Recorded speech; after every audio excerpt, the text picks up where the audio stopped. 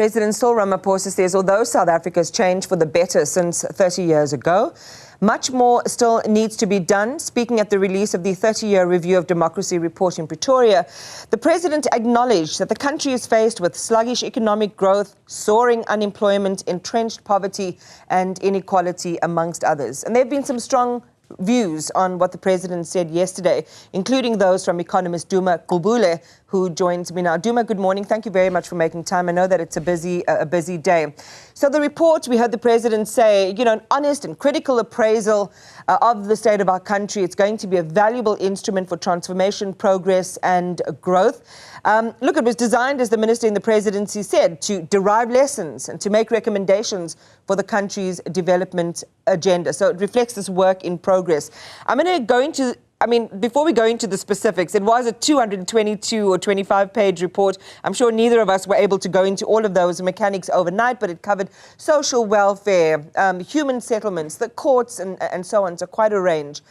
Before we get into what you specifically think about it from an economic perspective, what did you think overall about the broad objective in putting this compendium together? Well, Iman, they've done this after 10 years, after 20 years, and now after 30 years. They do this every decade. And, my initial problems with it, there's a short section on the economy.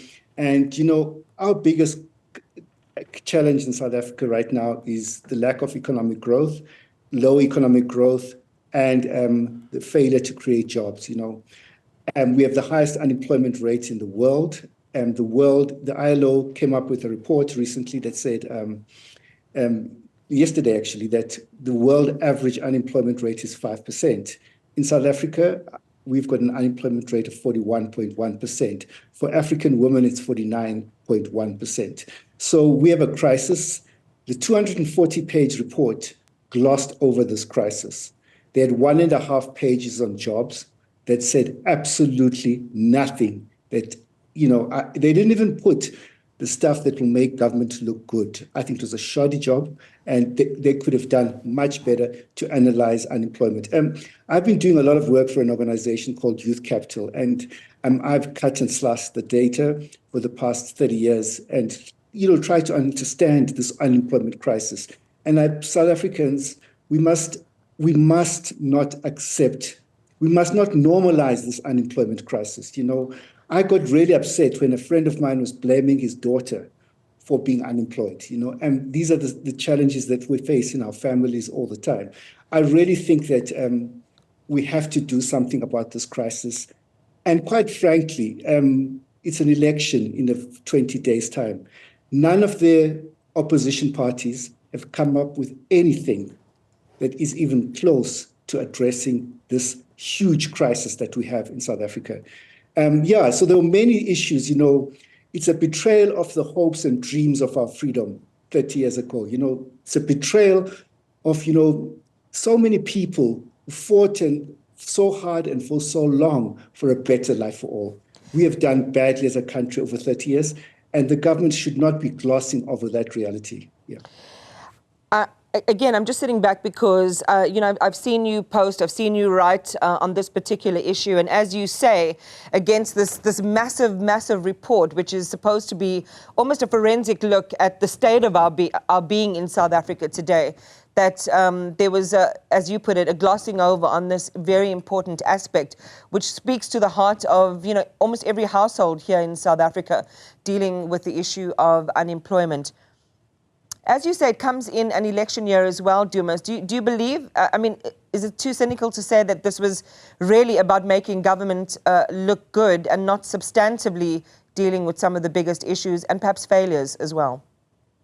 Yes, yesterday a lot of papers were dropping. It's almost like the government is preparing for the next administration. There's a whole review of industrial policies over the past 30 years.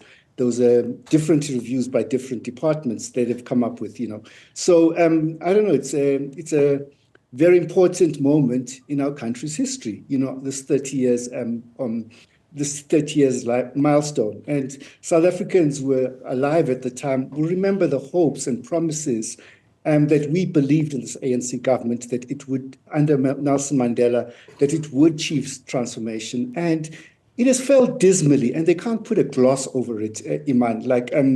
until the president, he's in charge now, accepts that over the 30 years, we have done badly as a country.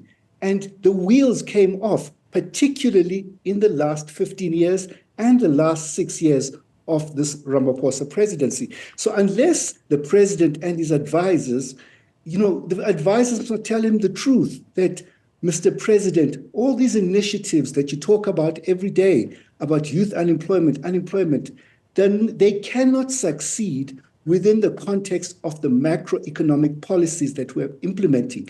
You can't have austerity and reduce unemployment at the same time. It's an obvious issue, and you can't do that, For example, we've got public employment programs, in South Africa, 3 of them. The president talks about it every day. But the National Treasury has cut 10 billion rands from this unemployment, from the funding for these public employment programs. And people are not in arms about it. We should be angry that National Treasury can actually cut 10 billion rands for jobs, part-time jobs, work opportunities, not full-time jobs, that can make a difference to millions of South Africans. I want to talk about the social media post that you made on this report. Government's 30-year review is publishing fake news, saying black people owned 39% of shares on the JSE in 2021. It's impossible. It would mean that black people owned 8 trillion rand of the JSE's 20.5 trillion rand. Who are these black shareholders, Patrice and who? And I imagine you're referring there to Patrice Motsepe. Just talk to us about this and why, as you say, South Africans have really got to start buckling down and paying attention to the details of what we're being told. Yes, so basically, Iman, like the objective of the RDP, this visionary document that the ANC went to the elections with, the objective was to de-racialize what was called the commanding heights of the economy. So the banks, the mines, they had to change the ownership of these companies. I'm amazed that BHP has made an offer for Anglo, and our government leaders are keeping quiet. This has the potential, Anglo, to be a South African mining champion, but you don't mind that this South African mining champion will be dismembered. So the problem is that the measurement of black ownership in the economy has lost all credibility. The government made fatal policy mistakes when they were negotiating charters in the mining and the financial sector charter, which accounted for the bulk of black ownership in the economy at the moment, So in the mines, they caved into bullying by the mines and the banks towards these empowerment policies. So they accepted a compromise that is so absurd. It's called the once empowered, always empowered principle. So if you have 4 black directors and they leave your board of 10 people, and you have replaced them with 4 white directors, and you have no black directors in your board, you can count those 4 directors in perpetuity. Now, these are the insane compromises that we made as a country. We have to dial back on those fatal policy compromises. I'll give you some examples as to why the numbers that you see in the company's annual reports, and I've looked at all of them, have got nothing to do with actual ownership. Pick n Pay has never done a BE deal, but they have 20 points on their BE scorecard. Standard Bank and Nedbank have got 0.6% black ownership in their own annual reports, but on their scorecards, 29 points, I think 30 points for Standard Bank and 36 points for Nedbank. How can it be? And as I was saying, if the government in its 39-year review says that 39% of the JSE, I went and looked, this was for 2021. What was the market capitalization of the JSE in 2021? It was 20.5 trillion. And then you're saying black people own 8 trillion rands. They are gaslighting us, Iman, because it's impossible that black people own 8 trillion rands. Even if you add pension funds, PIC, it's nowhere near that.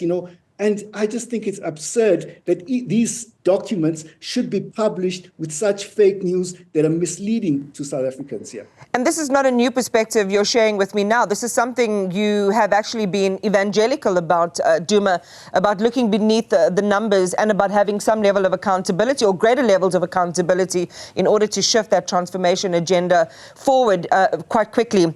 I don't know if there's time for one more teeny tiny quick one. I know that we're following, in fact, I think we're going to have to leave it there, Duma. We're watching developments at Dingaan Tabela's memorial service, in fact, the funeral service, and I want to take our viewers there next. But I'm going to invite you back because I do think we need to discuss these more extensively. Duma Gqubule, economist, reflecting on yesterday's release of the report.